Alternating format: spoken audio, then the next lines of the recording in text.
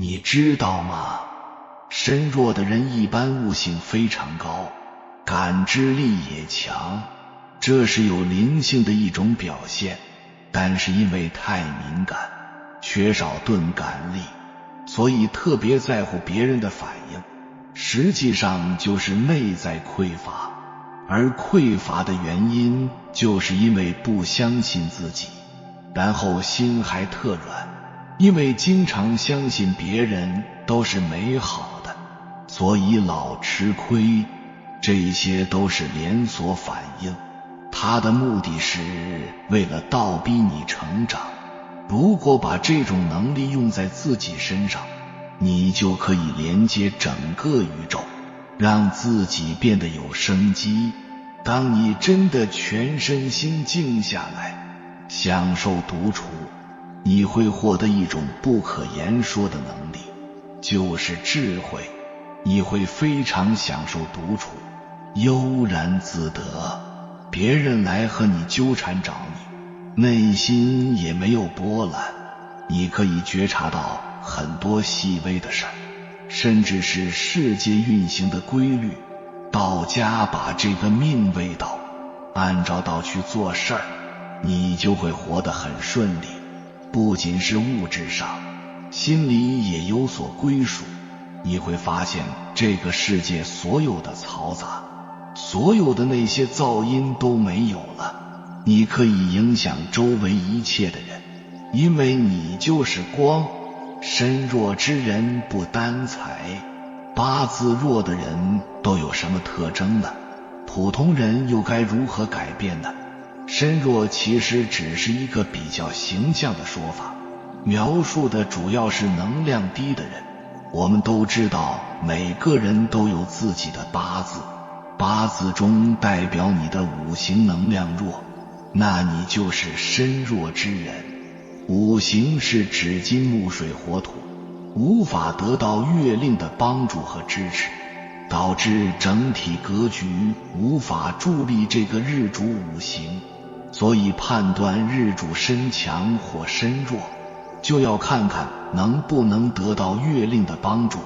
这种人因为身体的能量比较低，所以很容易受到外界环境的影响，更能共情别人，充满了同理心，但是过度的敏感导致他们内心更容易受到伤害。同一事件产生的打击，对于身强之人来说可能是50%，对身弱之人来说可能达到了200%。这也意味着他们更加的情绪化，事情稍微好一点就能笑一整天，但是事情稍微坏一点，心情能坏一星期，精神内耗非常严重。这类人其实非常需要外界环境的帮助，他们容易受到其他人的看法影响，所以对于身弱之人来说，鼓励式的教育方法是最佳的，这样才能让他切身地感受到亲人对于他的支持，他的身体能量才能累积起来，最终办成他想办的事情。但是很多家庭采取打压式的培养方法，家里人从来不说好话，总觉得人就是容易骄傲自满，殊不知对于身弱之人来说，亲人朋友对自己的斥责打压是最致命的，会让他们觉得自己非常差劲儿，连自己的家人都嫌弃自己，逐渐的就会出现抑郁和焦虑情绪。童年时遭受了打压的脆弱之人，长大后就会缺乏安全感。对于他们来说，家人从来都不支持自己，有家似无家。你会发现，安全感强的人，他们的家庭一定很温馨；安全感弱的人，普遍是因为童年从亲人那里受到过创伤，有的人甚至花了一辈子，只为了找一份安全感的。这些身弱之人非常喜欢热闹，但是又讨厌热闹。喜欢热闹是因为这样有安全感，讨厌热闹是因为身体能量不够，需要通过独处来补充自己的能量。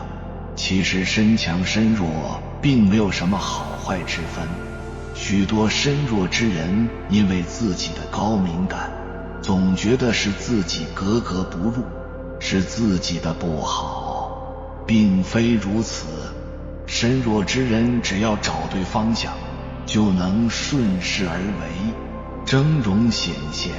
你之前肯定已经看过好多教你补阴变强的方法，但是看几条你就很容易发现一些问题，要么就是不针对你。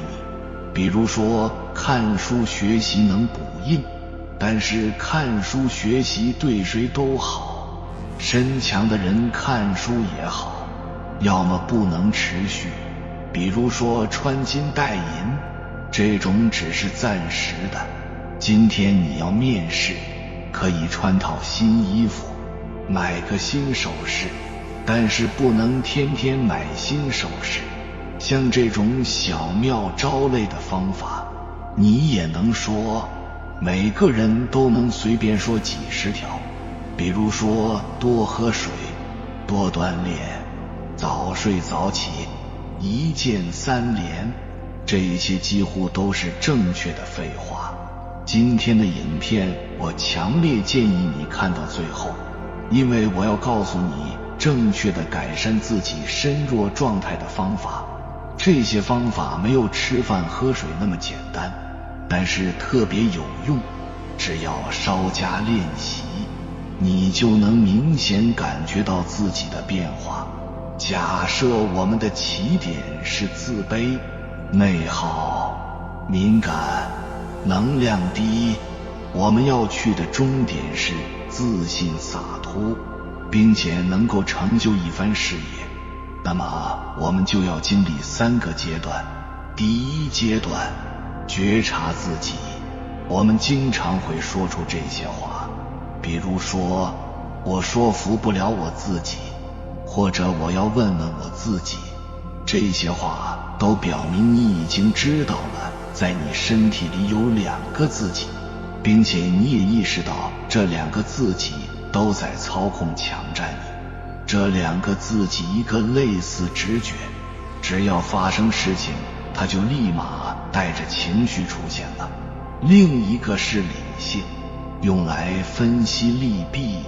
对于身弱之人来说，阻碍我们前进的是那个理性的你，每天晚上让你睡不着的也是那个理性的你。事情还没有发生，你就已经把最坏的10种结果在心里演练了100遍的，也是那个理性的自己。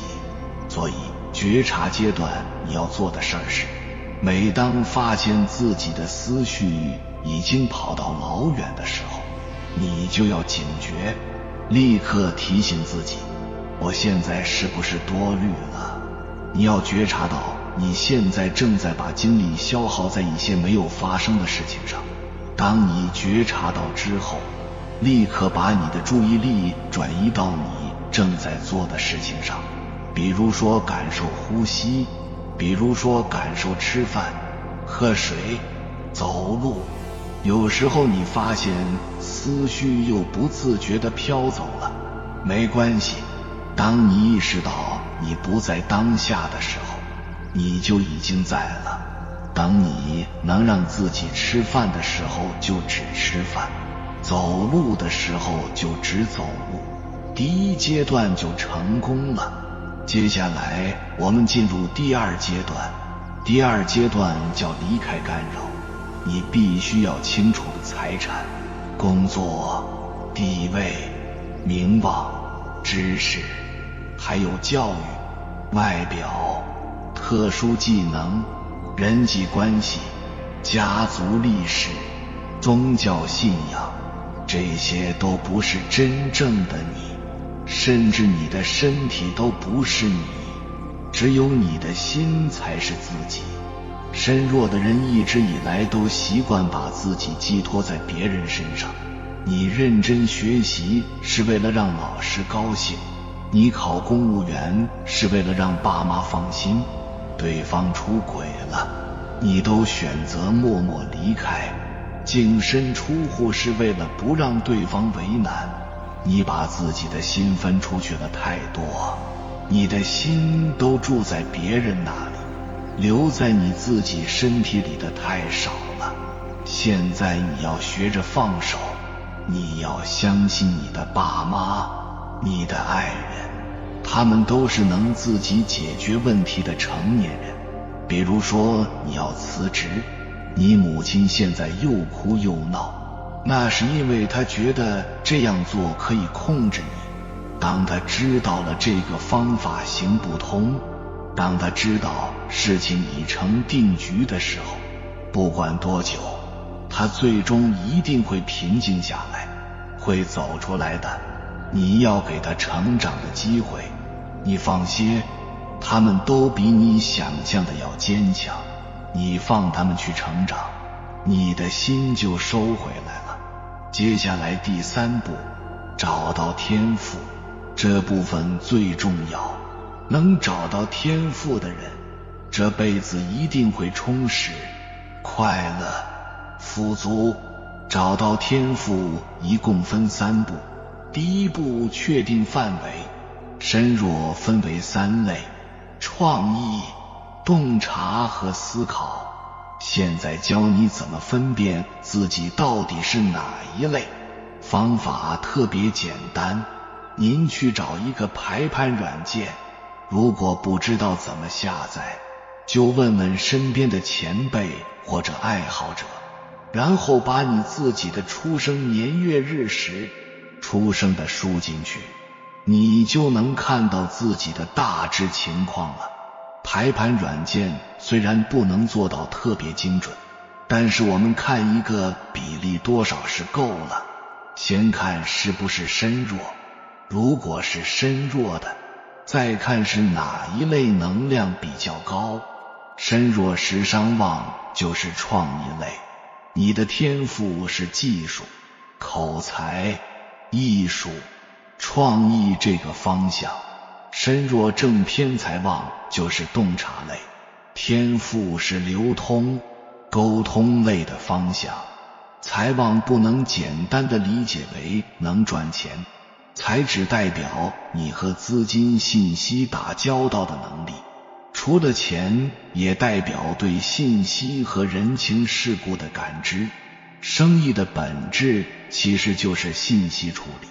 身弱官杀旺是思考类，是自己给自己的压力束缚，是自我要求，是心理的规章制度。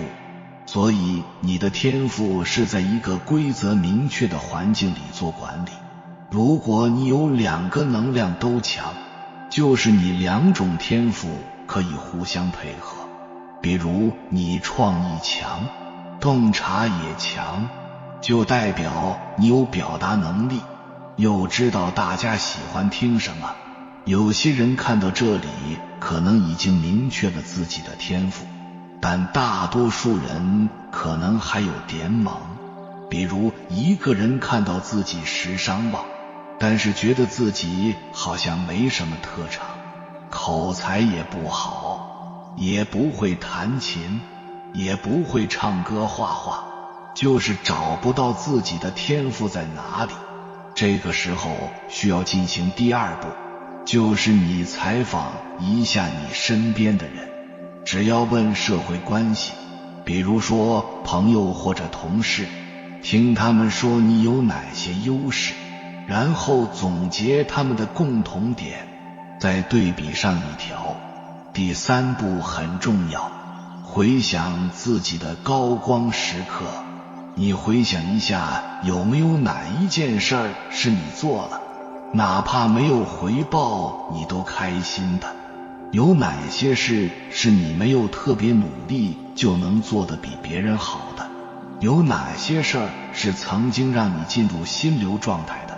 有哪些事是别人都水难，但是你做起来觉得还挺简单的？如果到了这一步还不确定，那就做一下MBTI 人格测试。经过这几步，你肯定能找到你的天赋，至少能明确方向。身弱的人一定要记住这个让你扭转乾坤、精力充沛的秘诀，就是不要去分析对方的动机，对方是怎么想的不重要，你就研究你自己就行了。你想要什么？你想从对方那得到什么？你愿意拿出什么交换？你的底线在哪儿？你无法忍受的东西是什么？你就搞懂你自己就行了。然后你根据自己的需求和感受，在和别人不断的磨合和博弈中建立属于自己的一套规则。如果相处的愉快，那么就继续保持下去。如果让你不舒服了，该谈判谈判，该争吵争吵。如果对方依旧不改，那就绝交。一定要把自己的感受放在第一位。只要你感觉不舒服，只要你利益受损，你就要开始重新制定规则。至于对方是无意的还是有意的，或者是一时兴起，或者是蓄谋已久，这些都不重要。你不需要去过分地分析他们的动机。为什么？因为人一天有480万个念头，一会儿一变。别给自己上高难度的问题。在所有的关系里，你只提出一点，你有没有不舒服？你唯一的任务就是让自己舒服了，让自己高兴，然后时时刻刻尊重自己的感受，维护自己的利益。身弱并不代表你比别人弱，只是你要知道自己的优势。其实你的感知力比别人更强，洞察力比别人强，共情能力比别人强。只要你做回自己，不再要求成为别人，发挥自己的强项，打磨自己的优势，弱到极致也是强。不再干涉他人的因果，而是修炼自己的内功。不要干涉别人的因果，即使是你最亲的人。有时候你没有能够拯救别人，反而背负了别人的命运。每个人都有自己的业力和因果，让自己成为自己，让别人成为别人，让父母成为父母。每个人都有各自独特的能量场，不要轻率干扰他人的磁场。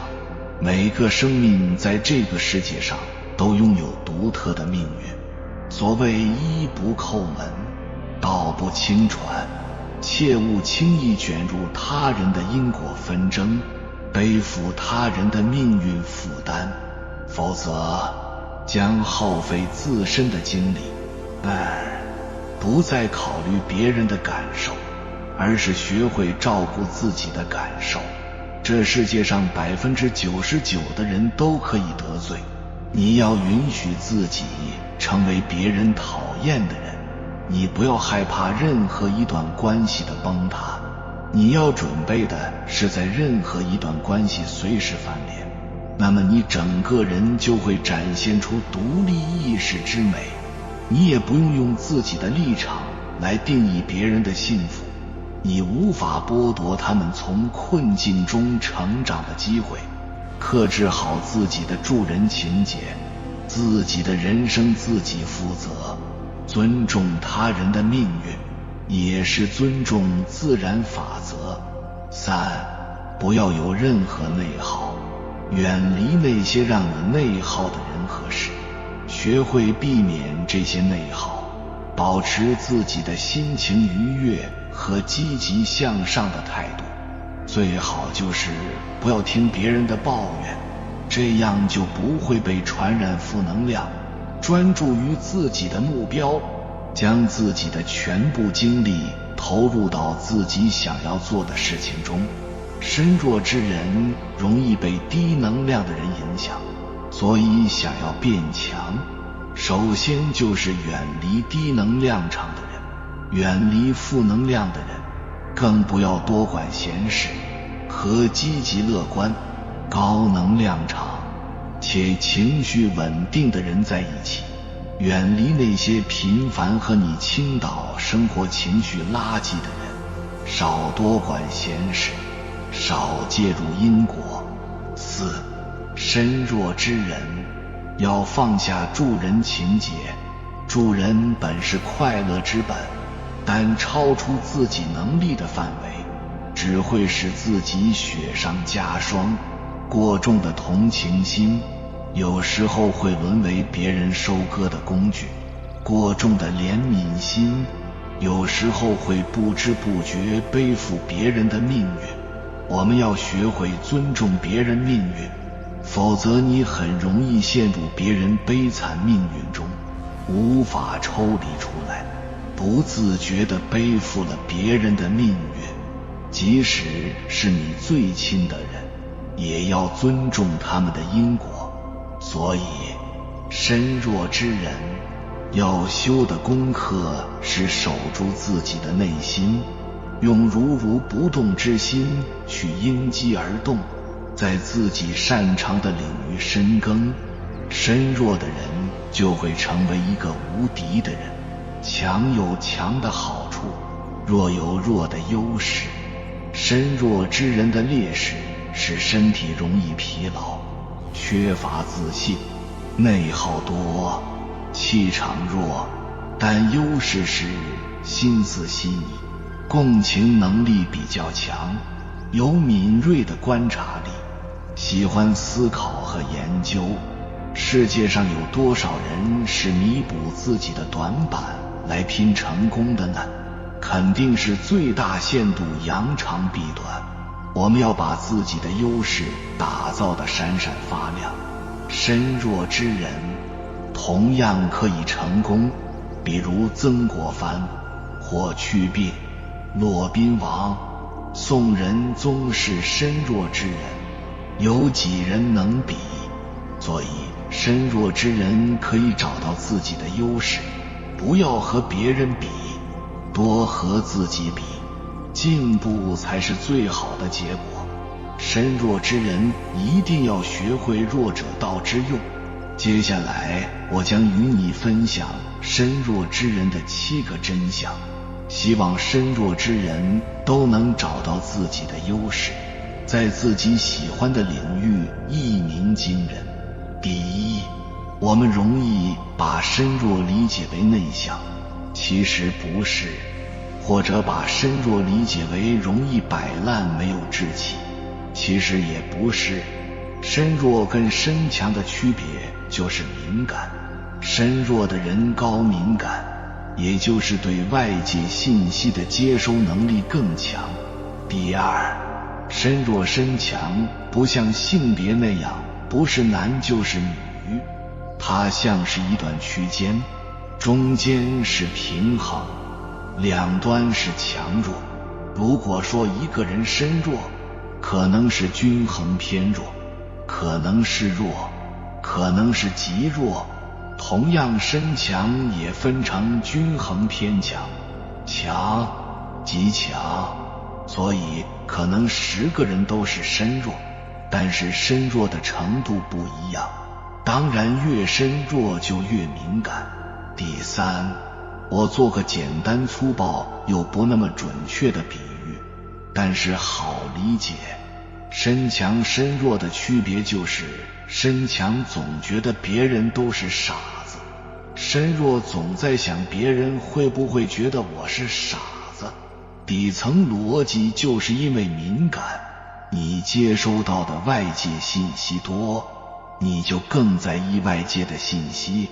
就类似有的人嗅觉味觉不灵敏，他吃鱼肉羊肉都吃得嘎嘎香，但是你灵敏，你能闻得出来腥味、膻味。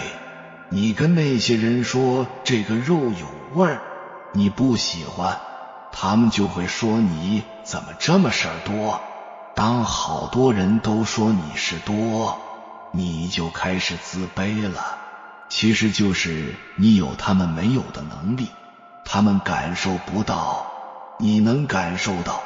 第四，身弱的人在创意、洞察、思考方面就是比身强的人强得多，只是农耕文明不太需要这些能力，所以你以为身强好。现在你可能不喜欢去市场上跟人拼杀，你可能也不喜欢跟别人争夺资源，但是不代表你比别人缺一块。别人身强的能量多，你身弱的能量多，身弱的能量也是能量。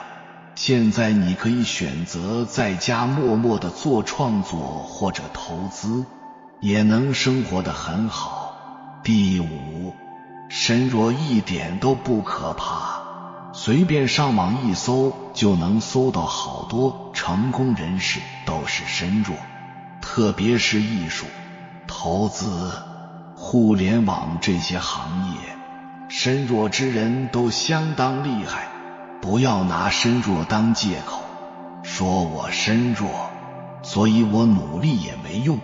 不要给自己这种暗示，你不想好，你没追求，是你自己的选择，不要赖身弱。第六，身弱也不用想着变强，变强也会失去身弱的优势。你身边那些看起来很强的人，你说你想变成他们那样，其实你的真实想法是，你想在自己原来优势没有啥损失的情况下，只拥有他们的好处。我们会这样想，凭我自己的能力，如果再拥有他的刻苦和坚持，一定会比他好，对吧？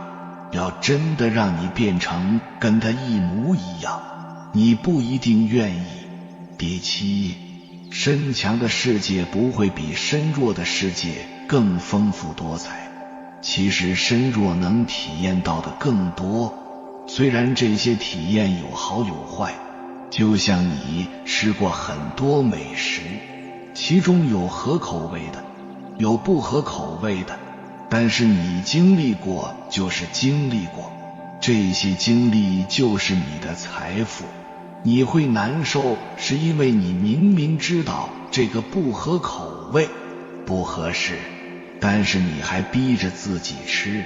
比如你本来就是创意类的，但是你选择去了国企，每天你看哪都不顺眼，觉得特别压抑，你知道难受，但是你依然还要在这里熬着，你自己选择这样，没有人逼你的，你选择了你的人生。别人说安安稳稳一生就是幸福，那是他的人生观。我觉得为了自己的追求去使劲折腾才不后悔。你可能跟我俩都不一样，你也能活出让你不后悔的人生。身弱的人就特别奇怪，明明经历就不如别人，还老喜欢干一些不符合自己的、难受的、需要遭受煎熬的事儿，好像做舒服、快乐、顺应自己的事儿就犯错了。只有用一边吃苦一边煎熬的方式努力才能成功，其实根本没有这个公式，这就是我们一厢情愿的解读，把成功都归因于努力，其实是特别偷懒的做法。郎朗成为钢琴家是因为努力，周杰伦有这么多金曲是因为努力，雷军努力，乔布斯努力，那是因为我们只看到了辛苦，我们还老替别人辛苦，其实根本没有看到问题的本质，这就导致我们自己也傻努力，越努力越痛苦，越努力越迷茫，越努力你想要的生活越远。你努力了这么多年，你的生活有变好吗？这种努力都是外人看起来的努力，这种辛苦也都是外人觉得辛苦。那些让我们羡慕的、成功的、幸福、丰盈、充实的人，他努力是因为他们都在做自己喜欢的事儿。周杰伦努力写歌是因为他有热情，成为天王只是结果。你让周杰伦去工地，他就算付出10倍的努力，也成为不了工地天王。但是我们会害怕，我们会想，首先我没有周杰伦那种天赋，然后就算我有天赋，我很有热情，也不能保证我能成功。你看这种想法就是又搞错了公式。你之前的公式是努力等于成功，你现在的公式是热情加努力不一定等于成功。那我再给你加上一个公式，做不喜欢的事儿加努力也不等于成功。好，现在这2个公式摆在这儿，你愿意选哪个？既然做不喜欢的事儿也不一定成功，那不如就做喜欢的事儿，最起码离幸福更近。接下来趁热打铁，我告诉你具体步骤，一定要收藏下来。第1步，在任何时候都要抓住那个能让你投入热情的事儿。第2步，保持热情，不遗余力地去做。第3步，一直做到没办法再坚持，或者没办法再努力。第4步，如果做不下去，重复1到3步。每当你站在十字路口，用理性没法判断的时候，就靠直觉选那个最能振奋你、最能吸引你最想投入精力的事儿。等遇到下一个十字路口，还是用这个方法再找那个最能振奋你的事儿，你就会慢慢地走向那个适合你的方向。人生的意义就会跟你相遇。有缘人，感谢你看到最后。如果今天的影片对你有所帮助，请按个赞给我响应，回复一句弱者道之用。愿每一个身弱之人逆风翻盘，希望大家早早觉醒，尽早开启开挂人生。还没有订阅频道的，请点击右侧的订阅按钮，与我们建立更深的连接，随缘加入会员，与同频之人共修福报，随喜转发，传播善知识，功德无量。